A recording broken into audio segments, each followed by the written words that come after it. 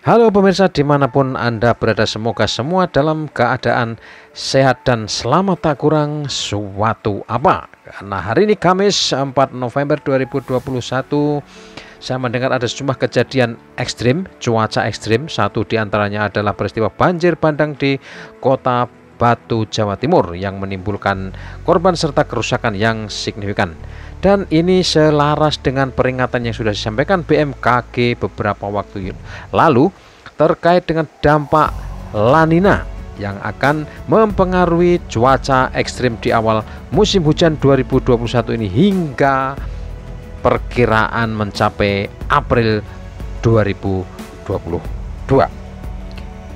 Kita masih akan membahas perkembangan terkini terkait kebumian, dan kali ini kita akan sedikit mereview apa yang terjadi dan perkembangan aktivitas vulkanik di Gunung Merapi di perbatasan daerah istimewa Yogyakarta dan Jawa Tengah, khususnya hari ini dan kemarin atau Rabu 3 November 2021. Dan yang berikutnya nanti akan saya sampaikan perkembangan terbaru terkait dengan gempa bumi tektonik dangkal yang terjadi di Banyu Biru, Ambarawa dan sekitarnya. Jadi ini masih berlanjut, perkembangannya cukup menarik karena sampai hari ini sejak terjadi pertama kali pada 23 Oktober itu tercatat sudah terjadi 41 kali gempa tektonik dangkal. Nah, terkait aktivitas Gunung Merapi pada sepanjang hari ini dimulai dari pukul 00.00 hingga 18.00 ini tampak benar aktivitasnya masih fluktuatif, tinggi didominasi oleh gempa guguran. Jadi tidak tercatat ada awan panas guguran, sehingga yang mendominasi aktivitas sepanjang hari ini adalah gempa guguran. Nah, kita mulai dari hasil pengamatan laporan yang disampaikan oleh BPTKG Yogyakarta pada periode pengamatan 6 jam pertama Kamis pukul 00.00 sampai pukul 06.00 ini terjadi 33 kali gempa guguran, 4 kali gempa hembusan, 4 kali gempa hibrid, dan ini yang menarik, ini kaitannya dengan Ambarawa dan sekitarnya. Ini terpantau terjadi 5 kali gempa tektonik jauh.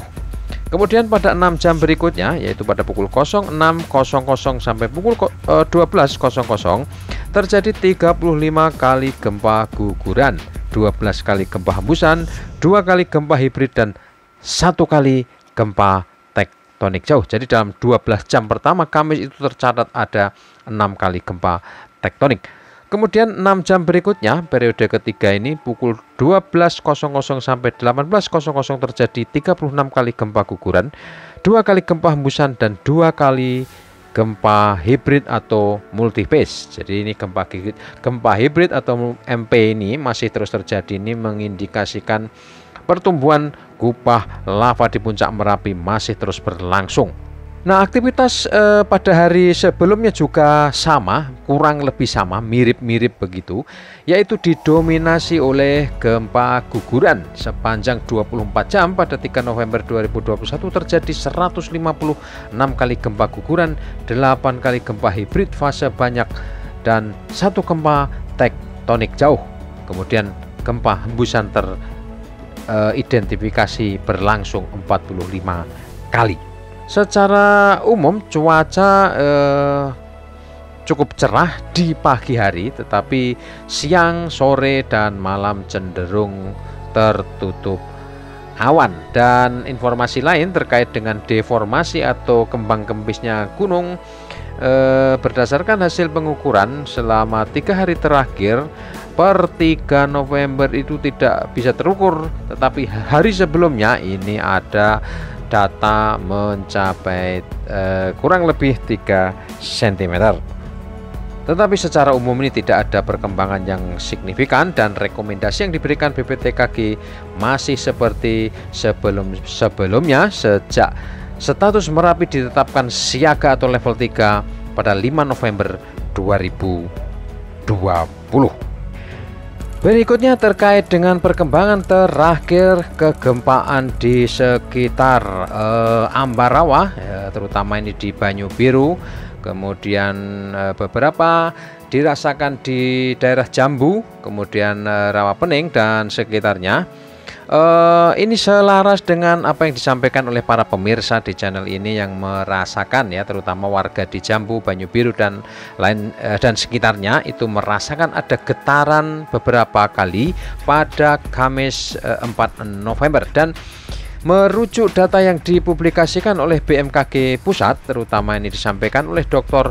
Daryono MSI sebagai koordinator bidang mitigasi gempa bumi dan tsunami di BMKG Pusat. Gempa pada Kamis itu terjadi pukul 05.01.08 WIB, yaitu magnitudonya 2,9 skala Richter dengan koordinat lokasinya ada di 7.32 lintang selatan dan 110.37 bujur timur. Pusat gempa berada di darat 2 km barat daya Ambarawa. Kedalamannya diperkirakan mencapai 15 km dan dirasakan MMI 2 di Ambarawa.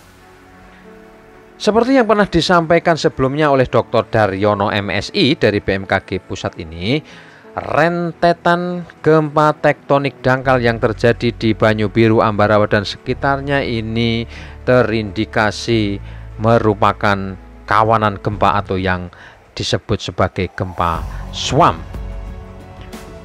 Menurut Daryono ini, peristiwa gempa SWAM di Banyu Biru, Ambarawa dan sekitarnya sebetulnya bukan sesuatu yang baru dan besar kemungkinan ini memang terkait dengan aktivitas sesar Merapi, Merbabu, Telomoyo dan Ungaran yang bergerak, dan sebenarnya sudah terjadi sejak zaman kolonial ya, berdasarkan catatan Belanda, yaitu pernah terjadi pada 4 November 1865.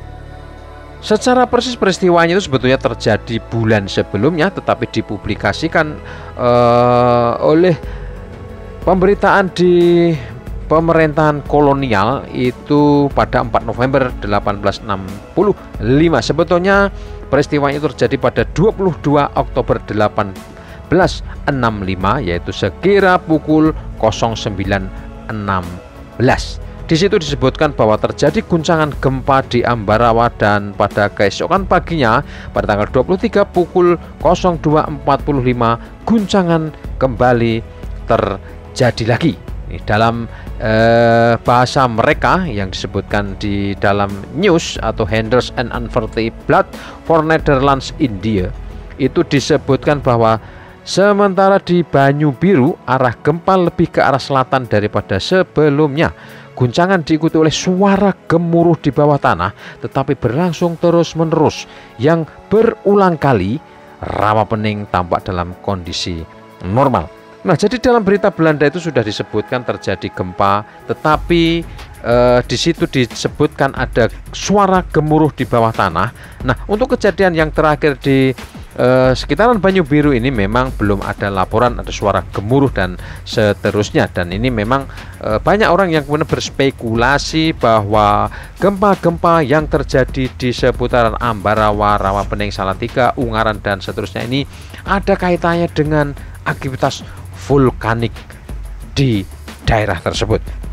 Dari review catatan yang disampaikan oleh Dr. Daryono MSI dari BMKG Pusat ini, memang peristiwa sejenis ini pernah juga terjadi baru-baru ini, tetapi lokasinya ini berbeda, yaitu pada 2016, tepatnya 30 Juni 2016 ini terjadi gempa tektonik yang cukup keras mengguncang lereng sebelah utara Gunung Merbabu. Dan hasil analisis BMKG menunjukkan bahwa gempa bumi Merbabu ini terjadi pada pukul 05.34 dengan kekuatan 2,5 skala Richter dengan epicenter terletak pada koordinat 7.39 lintang selatan dan 110.42 bujur timur pada kedalaman hipocenter 9 km.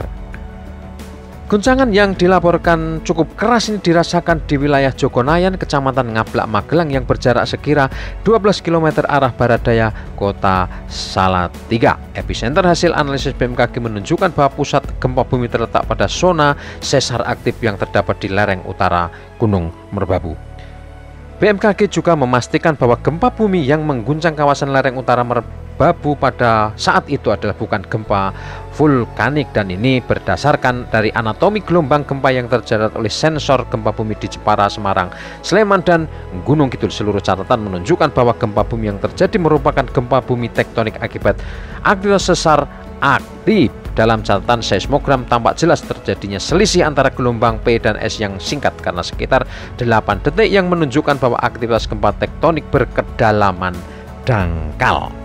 Nah, terkait guncangan kuat yang dirasakan oleh warga di Ngablak dan juga Kopeng, berdasarkan analisis geologis ini terjadi karena efek topografi daerahnya yang sebagian besar berupa perbukitan dengan kemiringan cukup terjal. Efek topografi terjadi berkaitan dengan meningkatnya percepatan getaran tanah akibat kondisi medan yang berbukit-bukit.